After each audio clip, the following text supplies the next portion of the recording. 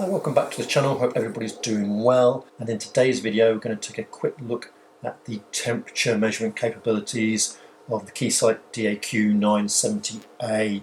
This is a question that's been asked of me on one of the videos I've put out on this unit. I have had this unit for a number of years now, but I've never really looked at the temperature monitoring function on it because I just don't use it an awful lot.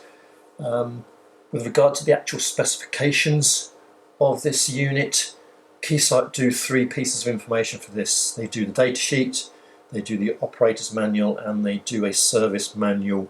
The actual specifications are in the data sheet only. So we're going to be working with a K-type thermocouple. So it has from minus 200 degrees C to minus 100 degrees C. It's a 1.7 degree tolerance, and from minus 100 degrees C up to 1200 degrees C it's a 0.9 degrees C tolerance. Now within the service manual it does give a calibration method for the temperature function. That's just to check the internal sensor on this. It requires a thermocouple of 0.1 degrees C or better. I just don't have that, so the best I can do really is run it against one of my little calibrators here and just see how well it performs, but this may not be the best of accuracy. With regard to the functionality of this, we need to set up a channel, obviously, which we've done on the channel menu here. We're going to set channel 101. That's the name I've given it from another task, so that's not applicable here. You can go to measure on temperature, and obviously we have the other functions that you can select for that particular channel. With the sensor settings here, we can go from our sensor here, a thermistor, an RTD, PT100 or PT1000, 2-wire or 4-wire. Thermistor there, you have 2-wire or 4-wire. Again, the type there, 2.25 or 10K. And then finally we're also on thermocouple is the one we want, and we are on JKETN or RBS type thermocouples. We said we'll be doing this on a K, which is there, and then for the rest of the settings you can have degrees C, degrees F, Kelvin, degrees C, integration, you have NPLC, or you can change it to reading milliseconds. Stick to 1 PLC, and then from our advanced menu we have an auto zero. We have a reference. We can have the reference internal, external, or fixed. It doesn't say on here on the internal what actual temperature it's measuring. That appears to be missing at this moment in time, but if you wanted to use a different channel as an external thermocouple, which you would use as part of that calibration procedure, that's the one you would use. And then we would go to fixed other than that, and then you can set the temperature for whatever you like. We don't want that, we'll go for the internal, and that's pretty much everything that's there with regard to the settings. With regard to our reference temperature, just put our little fluke up here. It thinks we're running about 18 degrees C at this moment in time. As I say, I can't find the reference temperature on the Keysight, so I'm not sure what it's actually saying to me at this moment in time. So with regard to our MR9270S, we need to set up our thermocouple, which will be K-type, that one there. What does this? I should be able to get to the reference temperature. So internally, which is the same reference we're using here, it thinks it's 18 degrees C as well, so that does match with the fluke, which is nice. We can return that, and we set up our monitor on there. We need to switch on, and we have got 0 degrees C going out, or 0.71 millivolts, and we are reading 1.2 degrees C, which is a little bit out, isn't it, overall? We could just do, if I go back to channel, and to advance, go to our reference, it's fixed,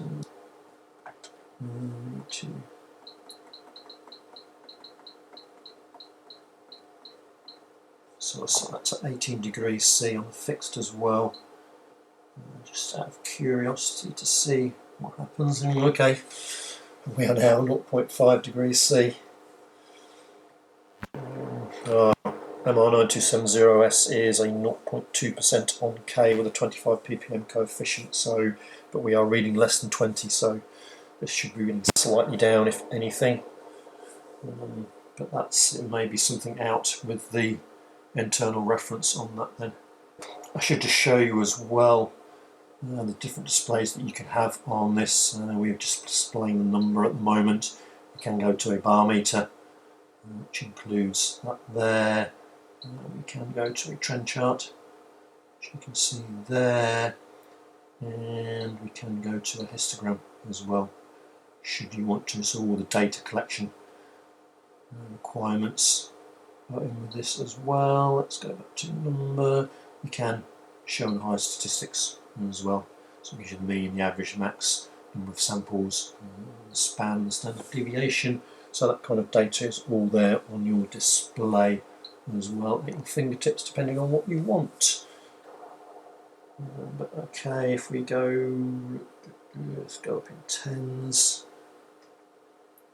Yeah, it's consistently out, isn't it? To 100.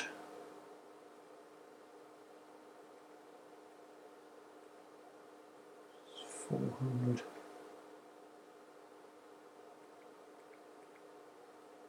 800. 1200 is our maximum, isn't it? There we can go. Fairly consistent, all 0.5 degrees C out. 1200 there. K-type thermocouple. Okay. So there you go, that's that bit there. What I will just do, just for a bit of amusement, I'll swap over to our PT100 simulator if we can, our old school one.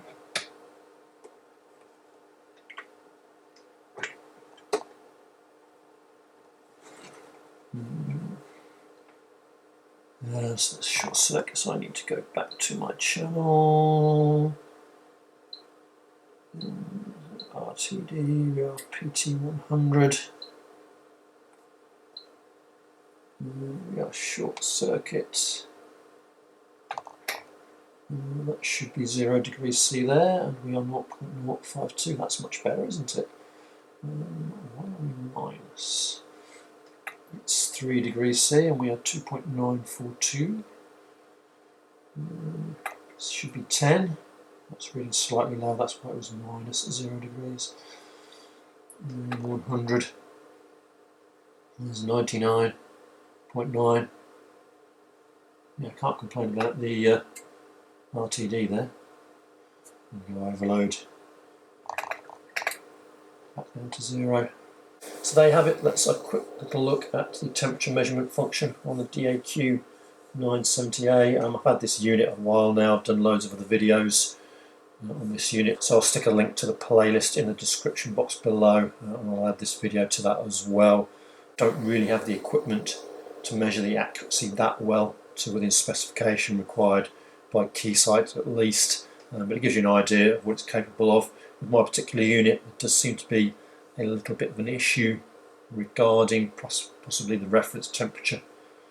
This is fairly old now, and I don't really have it externally calibrated. It doesn't go back to the manufacturer, so it never gets adjusted. We may have to look to do that. But that'll be it for this video. Thanks very much for watching. Hope you found it useful, and I'll see you again in the next one.